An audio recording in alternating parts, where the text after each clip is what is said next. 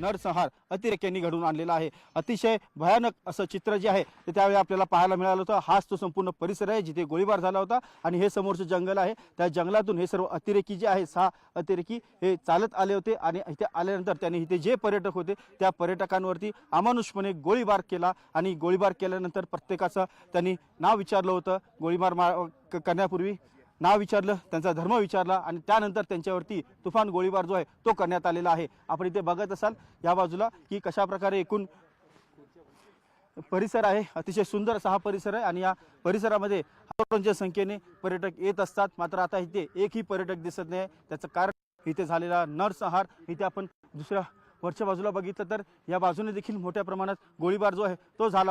जवळपास 40 मिनिटं हे सर्व गोळीबार जो आहे तो इथे सुरू होता। पर्यटक जे आहे ते सैरावैरा पळत होते, आपला जीव वाचवण्यासाठी पळत होते। आपण समोर इथे पाहू शकतो खुर्च्या ज्या आहेत पहिला पाहायला मिळतात। हा आहे खुर्च्या पडलेल्या आहेत जिथे पळापळ होती तो हा संपूर्ण परिसर आहे आणि या परिसरामध्ये आपण जे पाहू शकतो सर्व अस्तव्यस्त पडलेले आहेत ठिकाण आणि याच ठिकाणी पर्यटक जे आहे ते थांबले होते, इथे पर्यटन करत होते। मात्र त्यावेळेला अचानक गोळीबार सुरू झाला आणि अचानक गोळीबार सुरू झाल्यानंतर इथे नरसंहार घडलेला आहे।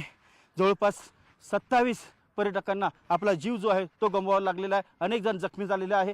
समोरच्या बाजूला जर पाहिलं तर तिथे देखील अनेक पर्यटन स्थळ आहे आणि त्या पर्यटन स्थळावरती आपण पाहतो आहोत की कशा प्रकारे इथे पर्यटन करतात इथे लोक, कारण अनेक इथे ठिकाणं जे ते विकसित करण्यात आलेले आहेत पर्यटनाच्या दृष्टिकोनातून। मात्र इथे जेव्हा गोळीबार झाला तेव्हा एकच पळापळ झाली। अक्षरशः जीव घेऊन लोक पळत होते, वाचत होते स्वतःला। मात्र या सर्व अतिरेक्यांनी एका पाठोपाठ एकेकाला पकडून त्यांचं नाव विचारलं, त्यांचा धर्म विचारला आणि त्यानंतर त्यांना गोळी घातलेली आहे। अनेकांना तर कलमा देखील वाचायला सांगितलं होतं। ज्यांना कलमा वाचायला आले नाहीत अशांना यांनी तुफान गोळीबार केला आणि त्यांना मारलेला आहे। एक अतिशय अमानुष असा नरसंहार जो आहे तो घडून आलेला आहे आणि आपण पाहत असाल या संपूर्ण परिसरामध्ये अतिशय सुंदर असला तरी अतिशय मानवतेला लाजवेल असं कृत्य जे आहे ते या ठिकाणी घडलेलं आहे आणि त्याचा बदला भारताचं सैन्य जे आहे, भारतीय लष्कर हे नक्की घेईल विश्वास सर्व भारतीयांना वाटतोय। आता पुढे आले, आता फक्त आणि फक्त आम्हाला बदला हवाय अशी भावना प्रत्येक भारतीय आहे बोलून दाखवतो आहे।